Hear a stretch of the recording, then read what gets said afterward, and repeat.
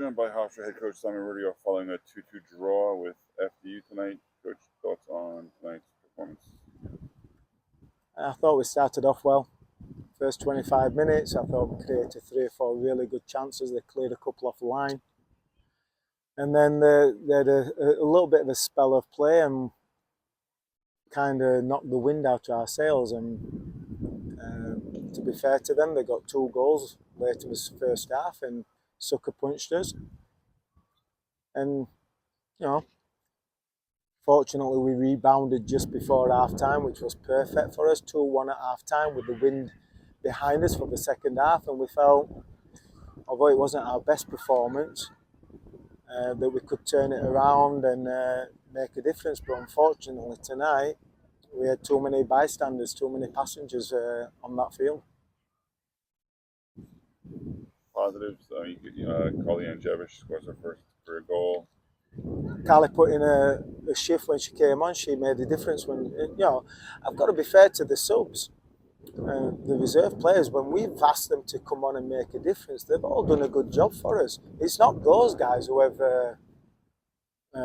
faltered. It's players who you expect to be better, and it's just disappointing. It's quite sad, to be honest. And Coach probably Watson had the other goal too. She seemed pretty active today. She seemed everywhere. She was getting, onto the ball a lot. She was just making a lot of plays. What would you like from her, aside from just her style of play?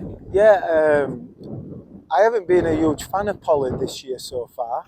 And then we had a meeting a couple of days ago to discuss her performances, and I put a challenge onto her. I needed to be a bit more active. I needed to be a bit more, do more defensive stuff. And she stepped up to the challenge. And, you've got to respect and love that out of a player. She acknowledged what I was saying, and she did whatever she could to turn it around and put in a performance tonight. And that goal's a scrappy goal, but it came from her diligence and willingness to work hard, which I hadn't seen until tonight. So she was a bright spark tonight, and well played to Polly, because we needed that, and I've challenged her and she stepped up to it. Coach, I want to ask, there's lots of cards and lots of discussion with the official in this game. Why were you upset with the officiating in this game, or that drew you the card? I think I got the card because he called a foul on Torhilde, and if you look at the replay, the goalkeeper misplayed the bounce.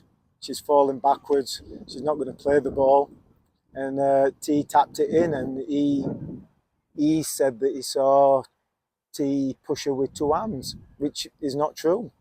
The replay, I've got about 1,000 text messages saying we got robbed.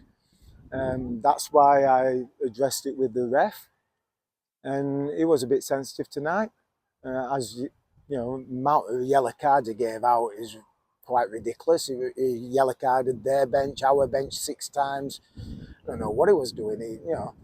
And he's a good ref. He cares. He tries to do the right thing. He's accountable. But tonight he lost control of not a particularly difficult game to lose control of. There wasn't any nastiness in it.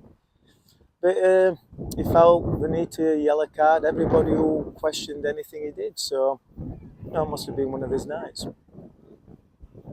Not to go into specifics, but end of the match, long talk with the team. What was the message you set forth? Well, every year you go through ebbs and flows, and we got sucker punched on Sunday against Yale, and we had some self-reflection after that game. The girls let me down a couple of days ago with something irrelevant. It was just something, they weren't punctual to some event which I hoped there would be, and a lot of the girls didn't show up, so that was another challenge and another disappointment. And then tonight, again, the biggest thing is I've got probably 10 players on that field who swear that they want to be professionals. I didn't see one player tonight who was a professional. And, if you want to be a professional, you've got to perform consistently, day in, day out. And that doesn't mean perform at a 9-star out of 10. It means perform 7, 8. And we don't have that. So, disappointed in some of those players because they are better than that. They're better than what they showed tonight. And I'm hoping that they take solace from what we've said. And if they really think they can be professional, and they really think they deserve to be a professional, then they'll take note and make it happen.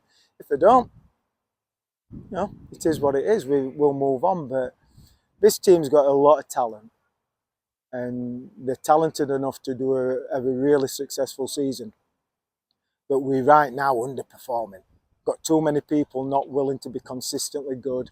And when you have that in a team, you're not going to win things. So I laid it out to them. It's your team. You want to win things. Let's prove it to people.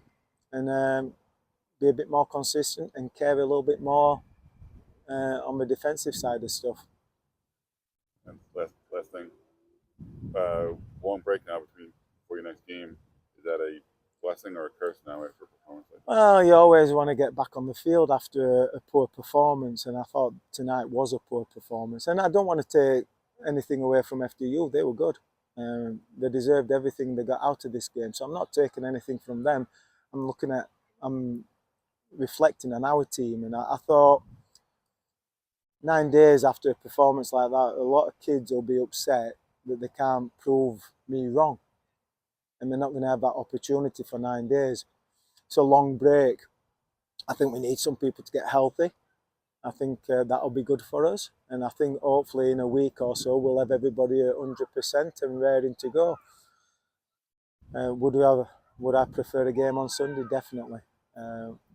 But as it worked out, I thought a 9-day break, if we'd have won tonight, 4-1, finishing on a buzz, 9 days would have been great.